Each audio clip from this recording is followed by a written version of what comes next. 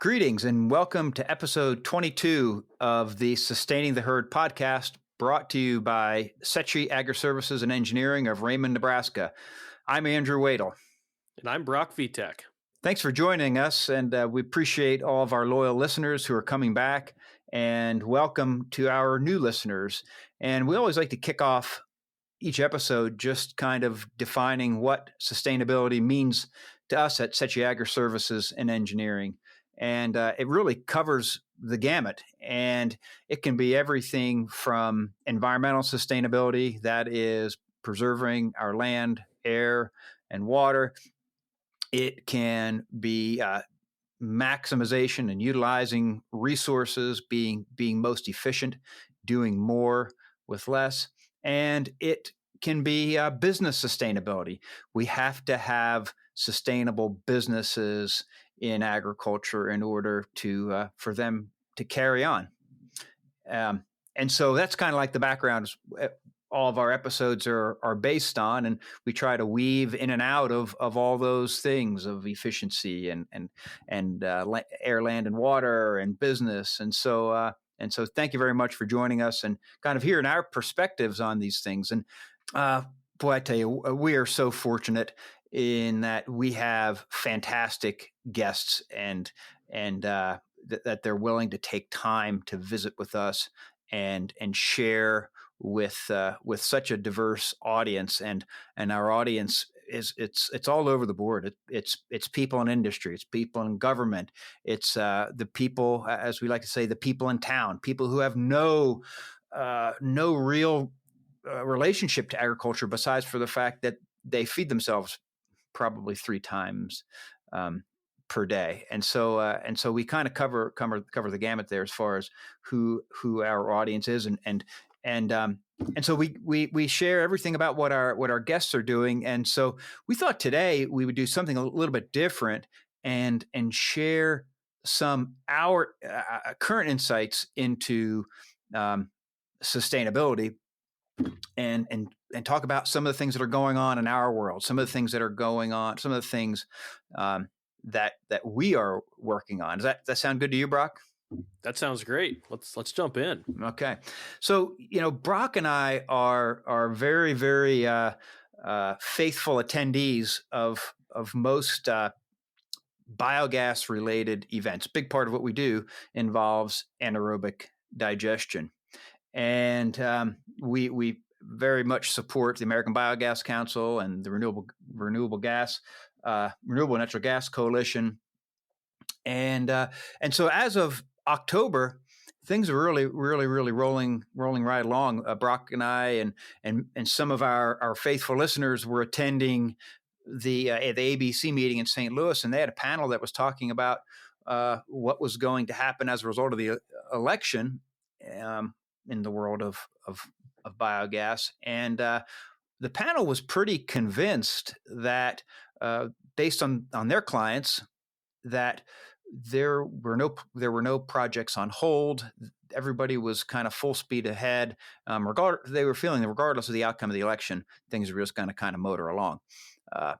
Fast forward ahead a couple months, and things have changed, right, Brock? And so, why don't you give us, just give our audience just an idea of what has changed in the biogas world over these past couple months? Yeah, you make a great observation there, Andrew. I can recall sitting there for the Policy Insights panel in St. Louis back in the end of October. And, I walked into that session thinking, this ought to get interesting. This might get political. I wonder what people are going to say. And people were pretty calm. And there's an election coming. We don't think it changes much. And as you just said, a lot has changed. And, a couple things that we've really noticed experiencing some change lately have been RNG offtake, and also some uncertainty with tax credits. And I'd like to start with offtake.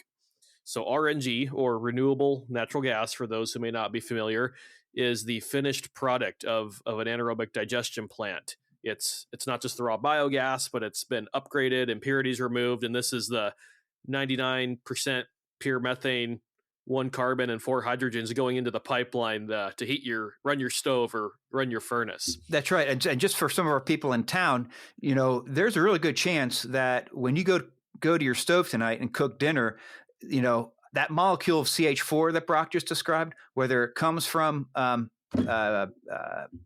biodegrading cow manure or whether it comes from billions a year old decaying palm trees or whatever, or dinosaur manure. Or dinosaur manure, it's CH4.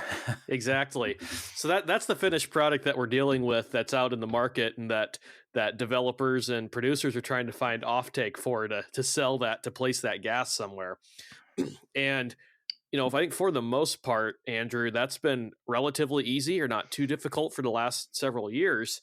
But the transportation market is where a lot of RNG offtake takes place. Places like California, where they have the low carbon fuel standard, there are bus fleets, truck fleets that are running using natural gas as their fuel source.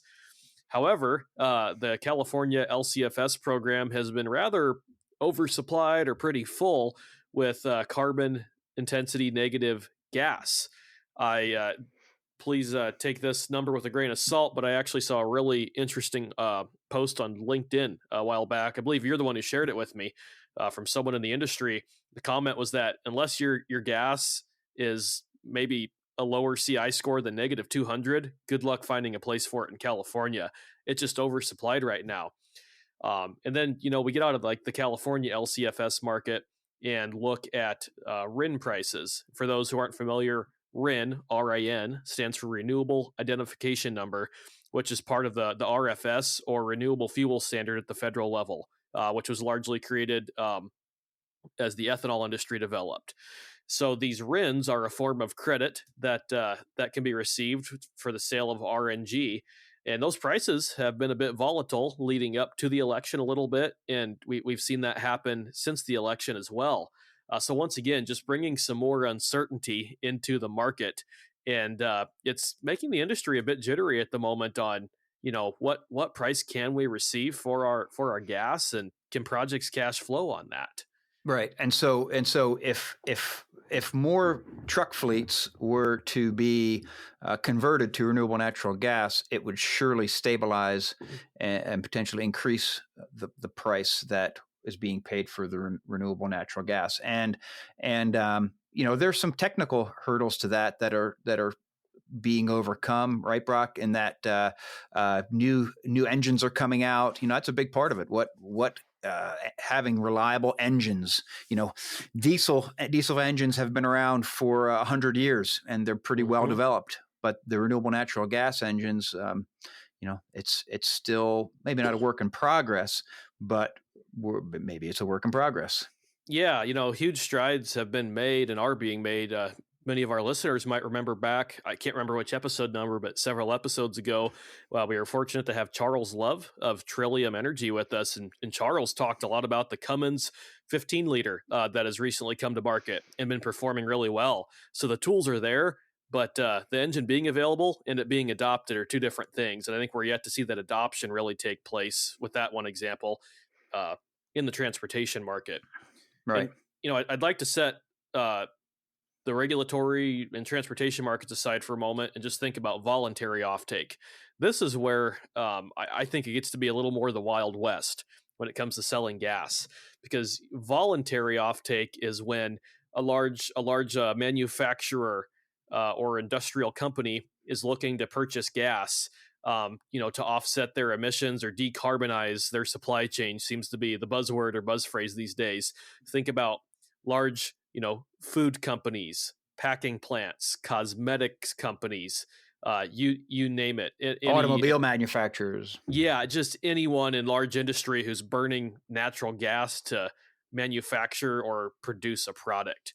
And there have been a lot of offtake agreements that have taken place in the voluntary market, but it's not regulated. Some of those could be for really high prices, others might be lower, but listeners might recall that back in 2024, the SEC, the Securities and Exchange Commission, had a rule out that was really a lot of people were arguing about it, that publicly traded companies would need to report their Scope 3 emissions, which is scope 3. For those who aren't familiar, is just the fancy way of saying their supply chain emissions, those outside of their boundaries of their immediate production.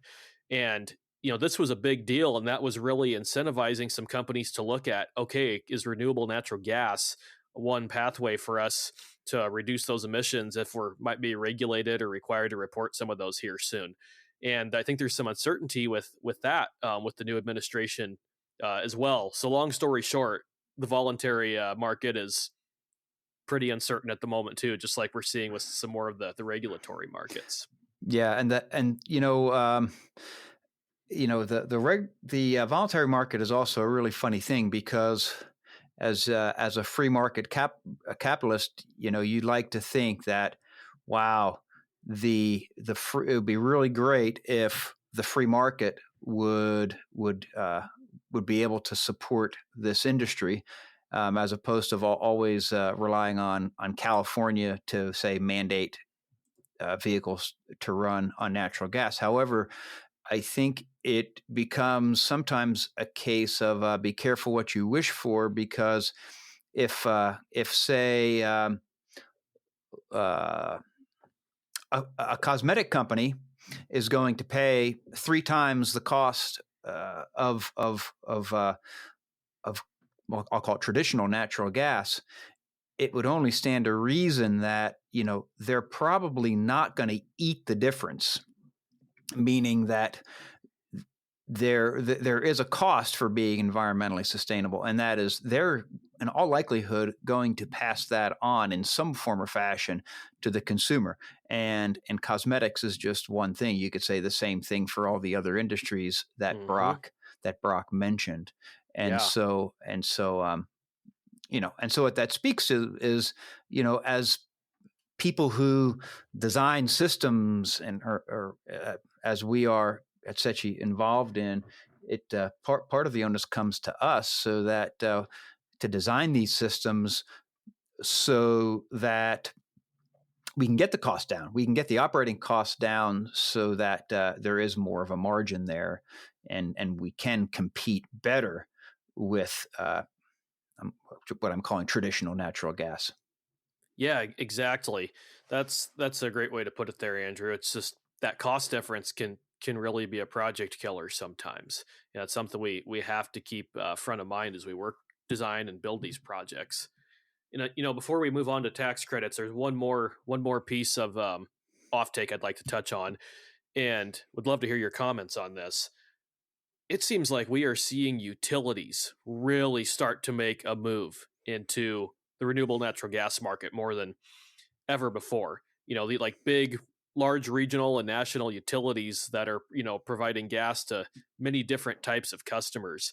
So different than the transportation market. So I love to see that growing demand, but at least from what I've been able to see so far, they're not necessarily wanting or willing to pay what the RNG producers need to be profitable.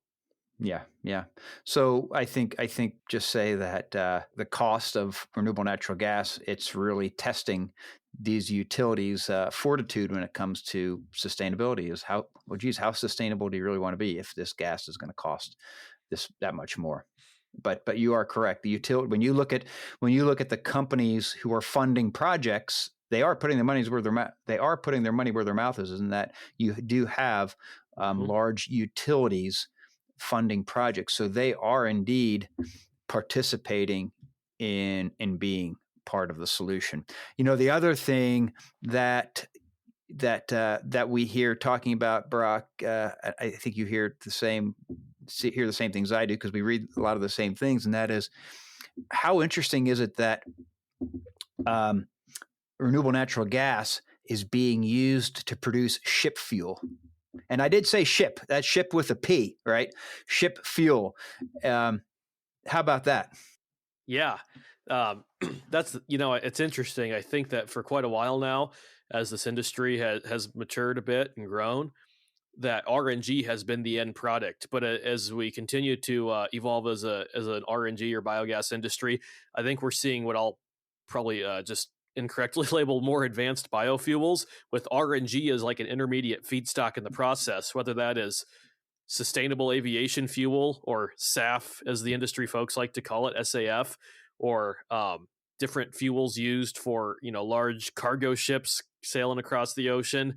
RNG being a feedstock for those. So I think that's another bit of like a paradigm shift that we've seen is RNG may not actually be the end product, even though 5-10 minutes ago I did say that kind of is the end product. It is for the digester, at least, and then people can do with it what they want. Yeah, yeah. Brock, you were going to dig into tax credits a bit. Yeah, let's do it.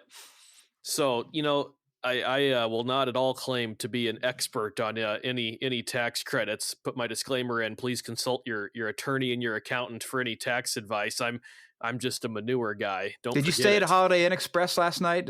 Does that count? Or I did not. okay, Nope. Stayed at my house here on 14th Street. okay. But no. So as we look at tax credits, there's been a couple big ones.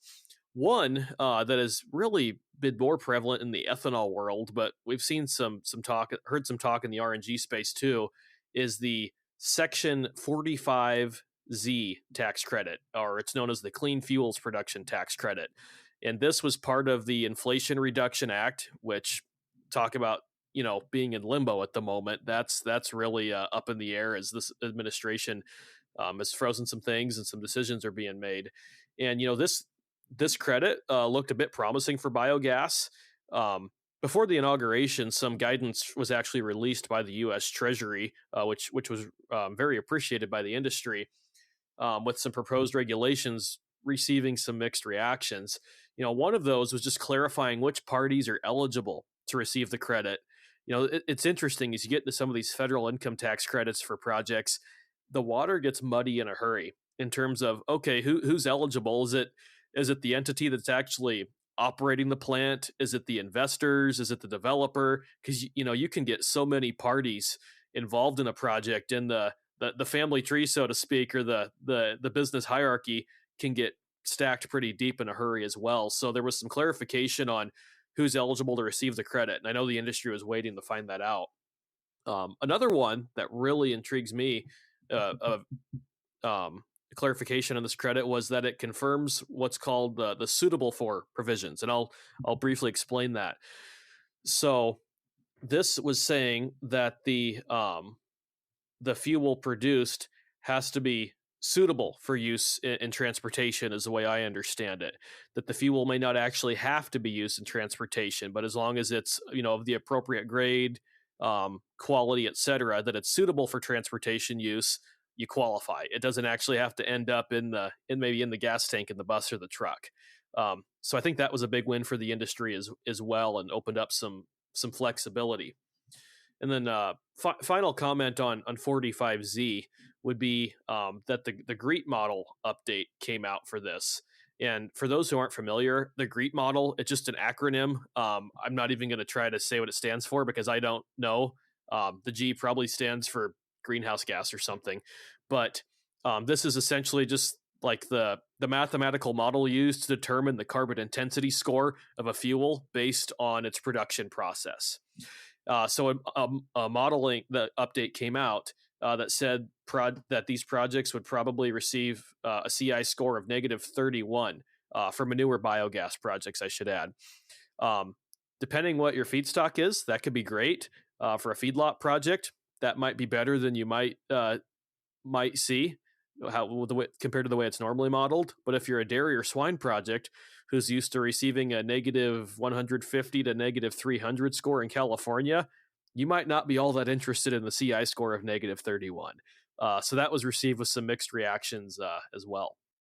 Brock, what are the other tax credits? Because I'm pretty sure there's another one as well that I think you're familiar with. Yeah, so there's also the Section 48 ITC, or investment tax credit. And this one's been really big for the biogas industry. And I know that we've seen this on some projects that we've done some work on, Andrew, over the last year or so. And this credit allows 30 to 40% of the capital cost of a project to be received in a refundable income tax credit under certain requirements. And this is really big for the industry, and a lot of projects have been made feasible, or a lot more feasible, because of this. and that had a timer ticking over the last year that projects had to be safe harbored by the end of the year, meaning that a certain percentage of construction expense had to be spent or paid out. Um, I believe it may have been 6%, but don't quote me on that once again, like some other things earlier. Um, so that's now only available to those who safe harbored projects or met those minimum requirements before the end of the calendar year.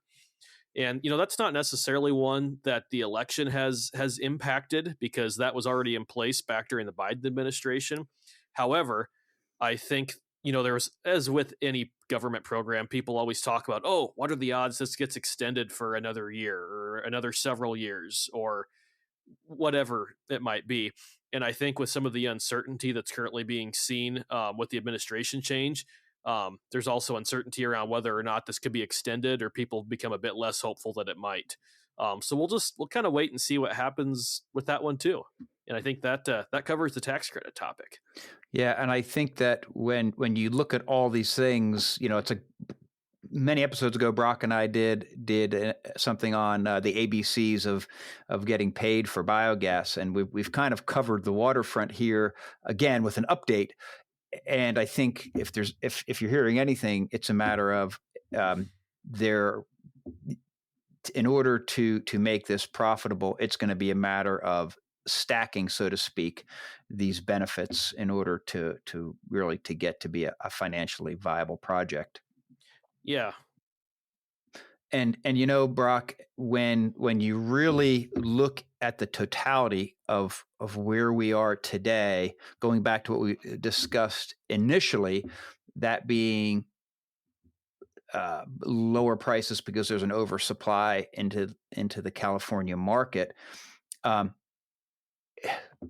This might come as a bit of a surprise to everybody, but this is actually a success story. And the reason I would call it a success story is because if you look back, say 20 years ago, 15 years ago, people were having a hard time. This is one engineer's perception, by the way. People were having a hard time keeping anaerobic digesters operating. And we've come so far in that now we're getting so good at operating these plants, or designing and operating these plants. Not that we don't have room to improve, because we always will continue to get better. It's what we do as an industry. But we're continuing to get better, that these systems are continuing to run and produce, whereas 15, 20 years ago, you didn't. And so really we are, to some degree, victims in quotes, victims of our success. So now it's just a matter of seeing ways that we can land this gas at prices that can sustain projects. But then again, as designers, engineers, we need to continue to make them better and drive the cost down. So it's really coming at the challenge from both sides. Yeah, I think you hit the nail on the head there, Andrew. And just a closing comment that I have on our biogas industry update here before we move into something else would be that I do not intend to come across as bearish or negative or doom and gloom on the biogas industry, when talking about some of the uncertainty we're seeing in the markets right now and regarding some of the government credits and incentives out there. Overall, I personally and we at SECI we're hopeful and we're optimistic about the biogas industry, and we're doggone passionate about it too. I don't want to forget to say that. But we just want to share some of the realities that we are seeing and observing out in the industry, so that people really can be aware of what's going on as they consider getting into projects. Because if a project gets built, we want to see it be successful. So that's why we share all of this. Yeah. And that was your parting comment. My parting comment on the topic is this, whereas in previous administrations, a lot of the rationale behind anaerobic digestion and renewable natural gas was reduction of greenhouse gas emissions as the top priority, and that will continue to be surely a benefit of anaerobic digestion. But I think what we will find going forward with this administration is that discussion is going to shift from greenhouse gas emissions to good old homegrown U.S. produced energy. And so, the current administration has talked a lot about having a diverse, and as the previous administration did, having a diverse portfolio of energy supply. Anaerobic digestion or renewable natural gas produced from anaerobic digestion, that will surely be, or hopefully continue to be, a part of that homegrown American energy portfolio. Certainly. So on that note, we're going to segue into something a little bit different, and under the category of other hot topics. And that hot topic that we've had a number of guests discuss it in certain ways, and anybody in the cattle feeding industry reads about it, whether or hears about it, and that is roller compacted concrete, and that's from our sustainability perspective, that really roller compacted concrete, for the benefit of people not familiar with cattle feeding, roller compacted concrete has two sustainability benefits. Actually, you could potentially say three sustainability benefits. One being improved cattle performance, and improved cattle performance results to better business sustainability because higher profitability.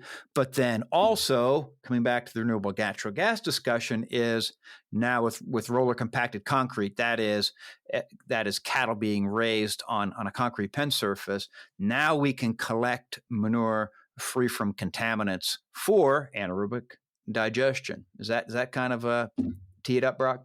Yeah, I think that's great. You hit the nail on the head once again. And there are a host of other benefits too, but I think you hit the top two there in terms of sustainability. We can have cattle on a surface where they're able to perform well, and as long as it's managed appropriately for the individual situation, they can be comfortable and have a pen conditions that's conducive to their growth and comfort. And then also, my pun fully intended here, it paves the way for anaerobic digestion in the feedlot industry. So it's interesting as we look at roller compacted concrete. I remember when I started here at Sechi just about 3.5 years ago, I heard about RCC for the first time ever, and it wasn't being used much at all in the U.S. at that time. However, some cattle feeders in Canada had been using it for 10 to 15 years at that point already, and with pretty great success from what I have been told. And we really started to see RCC make its way into the U.S. So it's fun for me to sit here and think about, there may have been a yard or two with it a few years ago, and now it's something that we're talking about all the time, and it's, as you've said, the talk of the town in the cattle feeding industry. So it's just been fun to see that adoption take place, and I think we're only going to see that continue to take place as we move forward, just because it touts so many of these benefits. Yeah, and so still, like anything new, there's just quite a bit of uncertainty that's surrounding RCC. Cattle performance not being one of them, because there's some really, really smart people that very data driven that have shown that cattle perform better. But the part that still continues to be a bit uncertain, and a lot of the certainty results from the weather, and we all know how certain things are with the weather, and that is manure collection. And manure collection surely has an impact on cattle performance. Manure collection certainly has a impact on profitability and on sustainability of anaerobic digestion.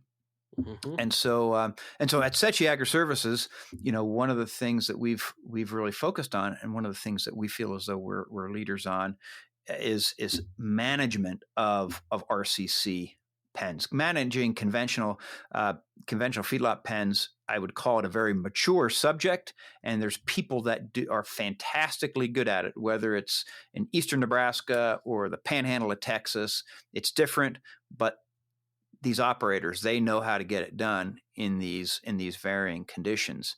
And so RCC is it's a whole new game. Just because you're dealing with manure and the elements on concrete as opposed to on dirt surfaces. And so Brock, we have a resident expert here in Brock, because Brock has really led the way at Setchi in investigating some of these practices in terms of manure collection. And just give us a sense for what you're seeing, Brock, and with manure collection off of RCC. Yeah, thanks for serving it up that way, Andrew. Yeah, so I'll put a disclaimer, maybe similar to earlier when I said not assault, excuse me, consult your attorney or accountant before doing anything. I'm not a veterinarian or a nutritionist or a cattle well-being and comfort expert, but I have been fortunate to have the opportunity to get out to quite a few yards and talk with producers and visit with them, work with them on what they're doing to manage RCC. So I'd like to share some observations that I've been able to make, and then take these observations and do as you will with them. So as we think about a roller compacted concrete pen surface, some people, I think, I'll be completely honest, I was maybe a bit guilty of this myself, say 3.5 years ago when I first learned about this, is that, oh, it's concrete, cattle aren't going to be stuck in the mud. This is, just go in there every once in a while and clean it out. It's a set it and forget it type of thing, pretty hands off.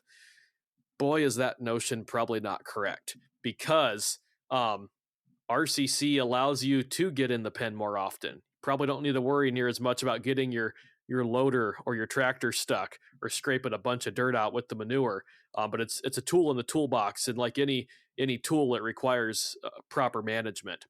So what I've been able to observe is that most producers that have RCC here in Nebraska are going into their pens every week or two to do what I'll call a maintenance cleaning or a maintenance scrape. Whether that's with a more of a dairy style tire squeegee on a mid-sized payloader, front end loader, or with a box scraper on a tractor, and they're just going around and they're just they're getting the pen surface kind of leveled and cleaned up, getting rid of any wet material, things that aren't great for the cattle, and they're pushing that up into what I'll call an in-pen stockpile. Typically, we'll see that in the center of the pen. It also acts as a bit of a mound for the cattle to climb on and play around with, and maybe get up on, during a heavy rain or something, and maybe stay a little drier. And something to know is that they're not coming in and scraping that down to bare concrete either, because beef cattle probably shouldn't be on bare concrete. They need a little bit of cushion, a little bit of traction. And there's, of course, bedding at times in RCC pens, especially during the winter, and we can get to that more in a few moments. But producers are allowing a manure pack, at least that's what I like to call it, a manure pack, to build up. And that's simply a layer of manure 1 to 2 inches thick, probably closer to 2, in the pen. And then they'll come and they'll scrape over top of that, so cattle are able to have some traction and a bit more of a forgiving surface as they're walking around the pen. And that's worked really well for a lot of producers, and they've been pretty happy with it. Yeah, and just for our people in town, if you think about cattle living on these pens, it's when they are on dirt pens and the conditions get wet, it's just like you or me walking through mud, right?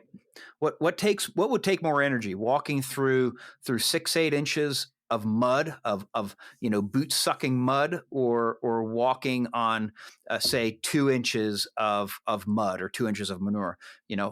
And so the more energy that it takes, the more calories that are burned. The more calories that are burned, the less weight that is being gained. And so that gives you some kind of a perspective as far as, what's the benefit of having this concrete surface. And then the other part is having cleaner hides. Yeah, exactly. Because a hide that is not particularly clean can receive some discounts at the packing plant, or a lower tag score is what we would call that. Any foreign material on the hide is called tag, not to be confused with the ear tag that cattle wear as well. So keeps them cleaner too. So that's something we've been able to observe, Andrew. And so I mentioned that in-pen stockpile that a lot of producers will push up into with their weekly maintenance cleanings or every 2 weeks. And it seems like hauling that stockpile out of the pen every 30 to 45 days appears to be the sweet spot, at least in eastern and central Nebraska. I don't want to speak for out west just because haven't had the chance to observe as much of this in the western part of the state, but I think by and large it's probably about the same. Maybe, yeah, 30 to 45 days, could be out to 60 in some cases. I've seen that as well. But once again, just because there is a lot of manure, we don't want to let that stockpile build up too long, because then we start to take up pen space. Even though cattle do climb up on the pile, the bigger that pile gets, the less square foot we have per head. And, we probably don't want to get that too low either. So it's important to manage that. Something else, I mentioned bedding briefly and said we get back to it in a few moments. And I'd like to talk a little more about that now. When it comes to bedding on roller compacted concrete, critical in the winter months from what producers have told us and what we've been able to see. Typically using corn stalks, or I know some folks have used things such as wheat straw, but either way, just needing a bedding material to help those cattle have a little traction, stay dry, a nice surface for them to bed down on and hunker down when a blizzard might be coming through. That's mission critical, and that may be a bit of a departure from the status quo that producers are used to with dirt or earthen pens, but something that needs to be accounted for, both the cost of producing or buying that bedding material and also putting it in the pens. Something important there too. Yeah. And so, as an agricultural engineer who spent a majority of his career, designing dairy manure systems, there's what's really neat is a lot of the manure handling techniques and processes that have reliably been used in dairy are now available to be used or can be used for beef. Because if I'm a cattle feeder, I'm thinking, wow, I'm accustomed to handling manure at a solids content of 60, 70%. And now I could be having to haul manure out of pens at what, Brock, 10 or 12%? After Right? a nice big gully washer of a rain, you very well could. Yeah. You could have slop in there. Yeah. And so, it's one thing to push it up and all, but then there's very, very good chance that there will be periods of time when manure is going to need to be removed out of those pens and handled in a fashion that's just quite unconventional, what I would say, conventional to dairy, unconventional to cattle feeding. And so, but the good news is it's not insurmountable. It's not insurmountable because some of these practices we've been doing in dairies for decades and decades, and so it's different, and it's not necessarily familiar, but there are surely ways to do it. Yeah, and I'd like to add on to that your comment, Andrew, about the wet manure at, maybe 10, 15, 20% solids. That's not to say that manure at that solids content doesn't exist in a traditional dirt yard. It's just that it's out there in a lava pit of mud and manure, and you're not going to go collect it even if you wanted to. It's just there, and cattle are having to deal with it. And the difference with RCC is that you're able to get in there and get it moved out of there so your cattle can be comfortable and perform well. Yes. Yeah. So yeah, there's still a lot to be learned, and we're pretty committed to helping producers figure this all out, and we're super excited that how collecting manure off of RCC greatly increases the chances of having a successful anaerobic digestion process, or fill in the blank, any other what we would call a more advanced manure treatment process. Definitely. There's one more topic I'd like to briefly touch upon regarding RCC before we maybe wrap up with just a couple key points on this half of the conversation, and that'd be nutrient management. So since the manure on RCC is relatively free of dirt and sand, ash, just the material that you would typically get contaminants from a dirt pen, um, it's more concentrated than nutrients from what we've seen. I've been able to do a lot of sampling of manure off RCC. We're seeing organic nitrogen and phosphorus, potassium, sulfur, zinc, nitrogen especially, quite a bit higher of a concentration in this manure compared to that from dirt pens. So that's another consideration. It's in some ways maybe a higher quality manure product, or just more concentrated, so more valuable as a fertilizer. And something that producers should be aware of as they go out to apply manure on their land, because it is more concentrated. The agronomic rate you're applying it at might change, probably be less tons per acre than you're used to. So just something else we've been able to observe and would like people to be aware of. Yeah, that's a good heads up, Brock. So, that I just think about, clean air and water, something we talk about a lot, and things like that really matter. Just, knowing what you're dealing with and what you're putting on your land. And this just a bit of a different product than we might be used to seeing. Yep. And it's also just that wonderful reminder that comes up every episode that agriculture is the greatest recycling system that God ever made. You heard it here, folks. That's right. You heard it here from Andrew. So Andrew, I'd just like to round out our RCC conversation by highlighting a few points. Number one being, and hopefully this came across to people already, RCC is a tool. It is not a silver bullet solution to pen management challenges. I'm a huge advocate for it. I think it's a great innovation in the feedlot industry, and I'm excited to see it continue to be adopted. But it's not a silver bullet. It's a tool in the toolbox, and it requires proper management. I just really want people to know that. Yeah, and just a bit more of a direct way to say it is, you can't put RCC down and expect to manage it like conventional dirt lot and life be the same. It's just different. You said it great. Yeah. Another one, just want to remind people that it really opens the door to anaerobic digestion, as Andrew said earlier, by allowing the collection of relatively clean manure. And that's something that I think you can all tell we're really excited about, since we're a couple of digester guys. Yeah. And finally, just want to add that management of RCC will be unique to each operation. It depends on your labor availability, your equipment availability, what bedding's available, what type of cattle you're feeding, how heavy they are, the slope of your pens, you name it. I can go on and on. Yeah, how particular you are about your pen conditions. Exactly. So just because the neighbor down the road might be managing his RCC one way, it might need to look completely different on your operation, and that's okay. Mm-hmm. It's good to see what others are doing, but it's unique to each operation, and that's just another point I want to make as well. That's right. Great. Well, with that, Andrew, this has been a fun episode. What do you think? Yeah, something a little bit different. And so, we, as I said, as I kind of led with, we always know what our guests are working on. These are just kind of some of the things that we're working on, and we're glad to share the update with you on where we see renewable natural gas being, and then of course the RCC piece, which is a big part of what we're doing.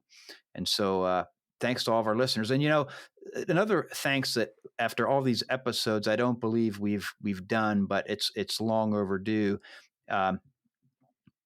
We would like to thank Jake Hall, the marketing manager at Sechi, for his. I'm not sure if he has the official title, but you've heard it here first. That I think we could consider him to be the executive producer of Sustaining the Herd, along with our intern Luke Meese, who I would call the how about executive producer in training. And I tell you what, Brock and we have the easy job in that we get the guests and we have a conversation with them. We have a conversation with each other. And they put all the pieces together to have a really good finished product. So Jake and Luke, thank you very much. Yeah, thank you both, Jake and Luke. We really appreciate all that you do. And with that, to all of our faithful listeners, whether you're a new listener here today or you've been around since the beginning or sometime in the past, thanks for tuning in for another episode of Sustaining the Herd this week with Andrew and I, as we've shared an update on what we're working on and what we're seeing out in the industries that we serve. And we look forward to being back with you again in a couple of weeks for another fun episode. Until then, thanks for joining the herd today. Thanks, everyone.